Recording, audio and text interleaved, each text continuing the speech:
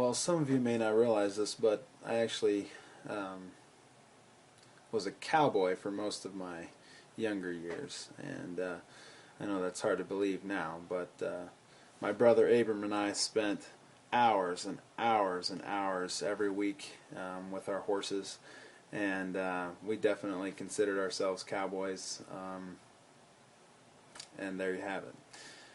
But we also got into training horses, and we would adopt Mustangs from out west and try our hand at training them. And Abram was, of course, a much better horseman than me, and he actually did a pretty good job. But there's one horse that we never could train, we never could break, and we always kind of had that stuck in the back of our mind as this major failure, that we could never train this horse. We could never bring it to respect us, to acknowledge us as a trainer. It was a bad situation. The horse, would just constantly kick and snap and bite, and it didn't matter if we had him tied to a post. He would just about break his neck trying to get loose, and it was a bad situation. Well, as we got older, we actually were introduced to a concept called round pinning, and this is from a guy out in Utah that trained horses for a living, and he would get a horse inside a round pin, and he would be in the center, and within a half an hour, maybe 40 minutes, he would have a completely untrained horse literally following him around the corral. And it was a small corral, but literally following him, acknowledging him as the trainer, and we were just blown away by this method. And as we watched, and as we had him explain it to us, it actually had some huge spiritual implications as well. And that's actually how he used it. He used his horse training as a ministry. Basically what would happen is this. The horse the cowboy, the trainer, would start to work that horse and put pressure on that horse, and immediately you could tell that horse wanted out of the corral, and so his focus was constantly to the outside of that fence. Even as they started running, that horse was just focused on away from where the pressure was, wanted outside of that fence. And every once in a while the trainer would give the horse a break. And if the horse acknowledged the trainer, then he would let him rest. But if the horse, as soon as the horse looked away or looked outside the fence again, the trainer would start working him again and putting pressure on the horse again. And it didn't take long for that horse to realize that if he would stop and he would acknowledge the trainer, that he would get a break, and that it was actually easier if he acknowledged the trainer.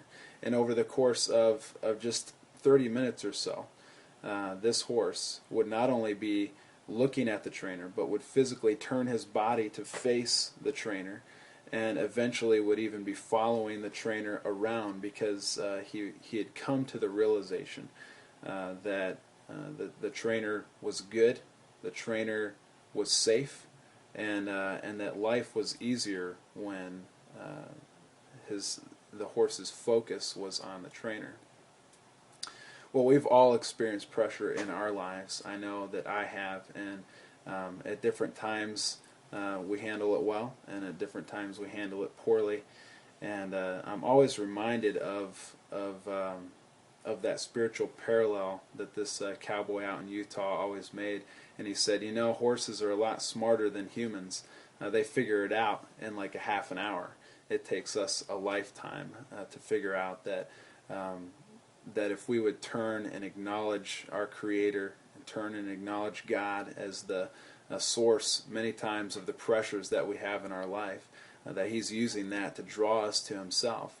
If we would figure that out sooner, then we really could understand what He has for us and even the truth in Scripture, like Matthew 11:30, that tell us that His yoke is easy and His burden is light. So that would be my question for you, I guess, is are you just facing outside the fence? Are you just trying to get away from the pressure, and you're losing sight and you're losing focus of the fact that God's in complete control? He's the one that's allowing this pressure to be in your life, and are you taking that opportunity when you feel pressure in your life to actually turn and acknowledge that God is still in control, and turn your focus back to Him, because that's ultimately what He's trying to do.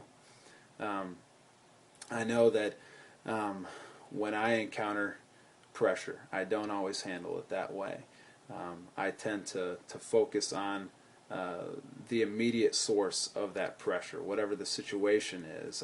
I start becoming introverted, and I'm assessing, more and more how I'm handling it, or if I'm handling it poorly, or maybe I don't even care and I don't want to handle it well, and I'm just tired and I feel like giving up, and all those things are counterproductive to what God is wanting us to do. He's wanting us to focus on Him and look to Him as our source of strength. He wants to draw our focus back to Himself.